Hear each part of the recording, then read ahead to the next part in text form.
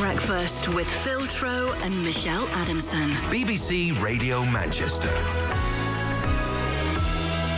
Very good morning to you this Tuesday. Now, coming up, we're going to be talking shortly about that story in the news there. 8 senior members of staff at Manchester City Council set to receive pay rises of up to 20% later this week. We're going to be talking shortly to John Leech, who's the Lib Dem councillor for West Didsbury. Also, just coming up to 8:10. Now, 8 senior members of staff at Manchester City Council are set to receive pay rises of up to 20% later this week. Most are already on wages in excess of £100,000 a year. The majority of council employees were given a 1% salary increase earlier this year. Well, BBC Radio Manchester's Richard Stead reports. The pay rises for 8 senior managers at Manchester City Council are set to cost local taxpayers more than £50,000. The largest increase is for the head of city centre regeneration, whose salary is set to go up by 20% to £75,000 a year. 7 other senior bosses who are already on 6-figure salaries are expected to receive pay rises of around 7%, including the Strategic Director of Education, whose new salary is set to be £125,000 a year. That's despite the relatively poor performance of schools in Manchester over recent years. As for other council staff, there are around 1,300 employees who are paid the living wage of £8.25 an hour, and the average council salary is £23,000 a year. In addition to that, most Manchester City Council employees were given a pay rise of just 1% earlier this year. Well, let's get a reaction to this from John Leech, who is the Liberal Democrats councillor for West Didsbury, the only non-Labour member on Manchester City Council. Good morning, Mr. Leech. Good morning. What do you make of these pay rises? Well, I think other staff at the council will be understandably shocked and disgusted that certain members of staff are getting enormous pay rises while they've been told that the council can only afford to give a 1% pay rise to the majority of staff. And I think at the same time, residents of Manchester who've been told for several years now that the council's got no money and it can't afford to fix the roads and it can't afford to empty the bins more frequently, then they see enormous pay rises and think, well, hang on a second, that doesn't really fit with what we've been told for the last few years. There is, interestingly, you said that pay rises were going up by up to 20%. There is actually one post where the salary is actually going up by 60%, from £50,000 to £80,000. That's been sneaked inside the report that's going to the Personnel Committee on Thursday. And do you know which position that's for? It's the head. Well, it's a job that's been redesignated as head of children and families, and it goes up from 50,000 to 80,000, which is a 60% rise. And the government, the council's main spin doctor, is also getting a £10,000 pay rise from 55 to 65,000. So I did wonder whether you'd have that council spin doctor on to justify these pay rises at the same time as me saying that perhaps this was inappropriate at a time when the council claims it's got no money. Some of these increases, though, are they in line with the responsibilities and the positions? Well, they may well be, and one of the arguments is that some of these posts, the actual figures don't tally with other similar roles within the council. But the fact remains that at a time when the council says it has no money, it's then turning around and offering pay rises of £10,000 or more to a number of senior officers who, frankly, already are very well paid in the first place. But you risk losing these to the private sector, and then you're going to have to start the whole recruitment process again with somebody who's maybe not over their particular departments.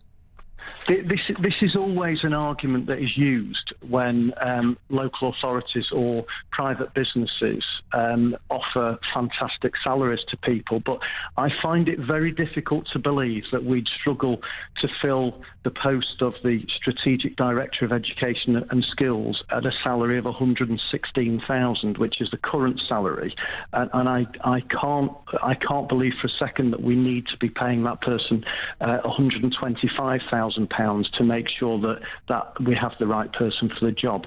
There are lots of very highly skilled people who want to work in local authorities, who want to make local government work and be better than it currently is.